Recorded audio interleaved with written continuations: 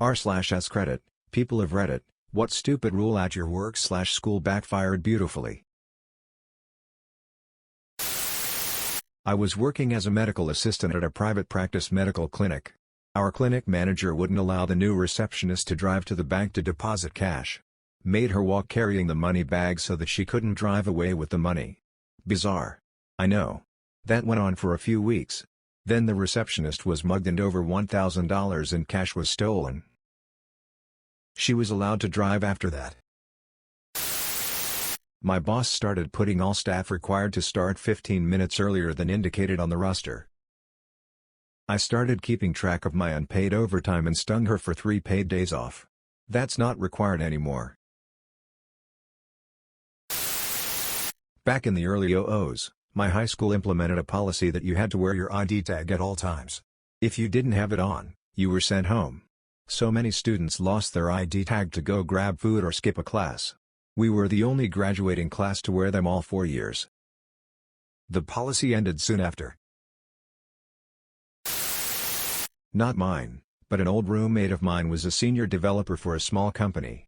It was an open secret that one of the other senior devs, a guy who had been there since the beginning, would sometimes spend time looking at plastic surgery photos before/after shots, photos of active procedures, etc. He did it enough that people would poke fun at him about it, but he didn't seem embarrassed about it, and it wasn't harming anyone.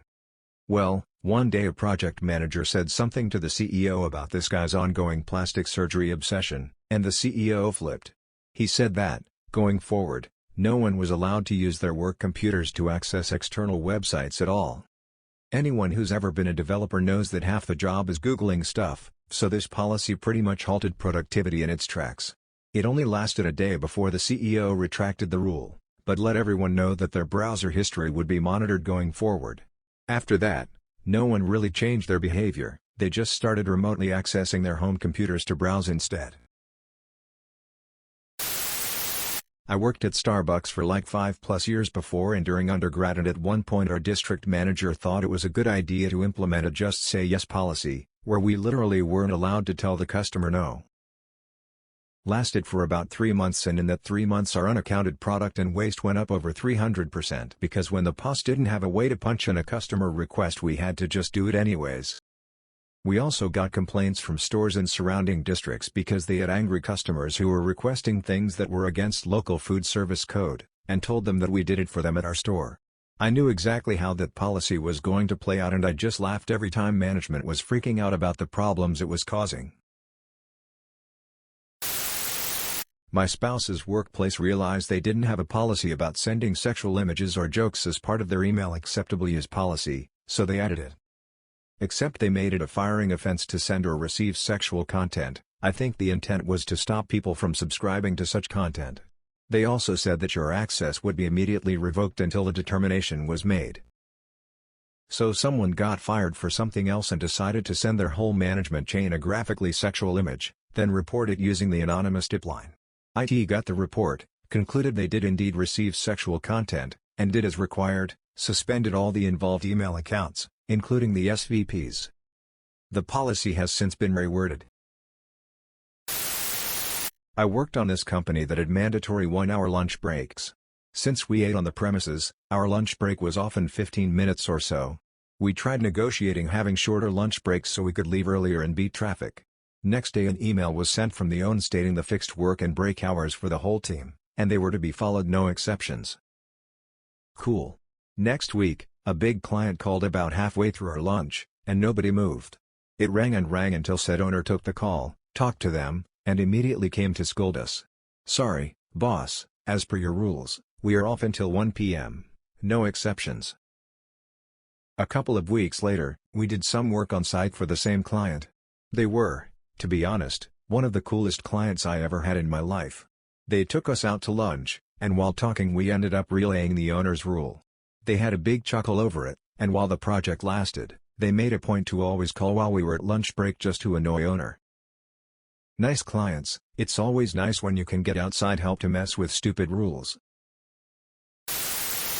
The bottom floor of my secondary school was a square that had corridor all the way around. After some incident where a kid got knocked over, they implemented a one-way system. Unfortunately, they were very strict on enforcing it. If you accidentally walked past your class, you couldn't just turn around. They seemed very proud of their new rule. Until everyone started showing up late for class because they had to do extra laps of the bottom floor. A long while back, but my school banned the color pink because a bunch of students were wearing it one October and they thought it was a gang thing. It was for Breast Cancer Awareness Month. The rule didn't go well for them. Not a stupid rule, but I think this should apply. I'm in aviation maintenance and wanted to leave the current company that I worked for 12 years with. During my interview at the new company, I was asked why I was thinking of leaving my current job, being that it was a good and reputable company. I said new management is all about efficiency and not the one thing aviation maintenance is all about, safety. Interviewer liked my interview and assured their company doesn't cut any corners in safety versus cost. I get the job. Fast forward 6 months or so, I'm the new guy, so I get the short end and have to work Christmas Eve.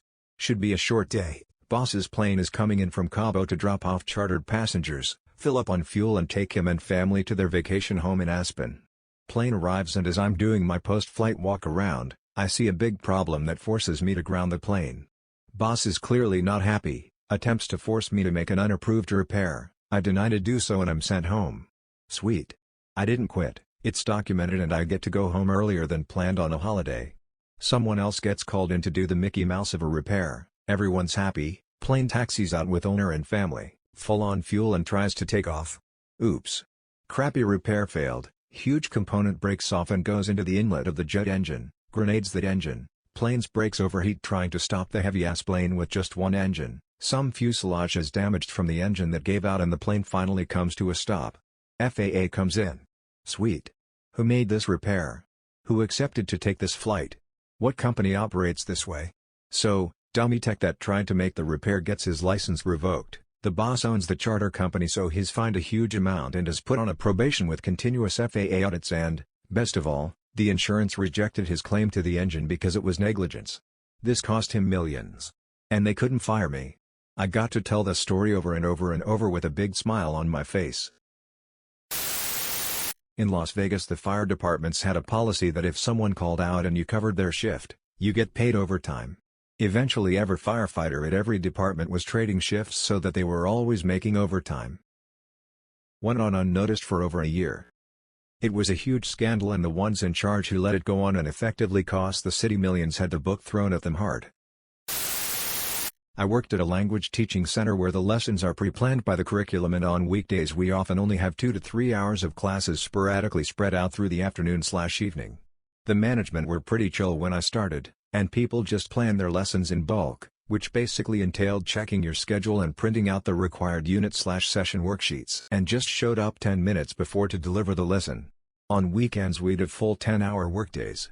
Apart from that we'd have the odd training session or faculty meeting but otherwise you could basically go home or go do whatever you wanted between lessons. All the provided apartments were within 10 minutes walking distance of the center so this was pretty ideal.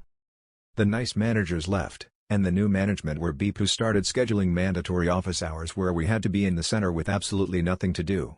There'd be a 12 o'clock staff meeting and my next lesson would be at 4 to 6 p.m. and then 3.5 full office hours in the middle. When we asked them what we should do they said think about your teaching methods. Basically bull beep waving. A bunch of the other teachers starting watching movies on the projectors in the spare classrooms. I brought in my switch, some people would just straight up go nap on the bean bags in the reading nook. The thing was there was literally no busy work they could generate and soon it was apparent to everyone, especially prospective new students and parents, how unprofessional and awful it made the center look. The managers embarrassingly just stopped scheduling and enforcing these office hours.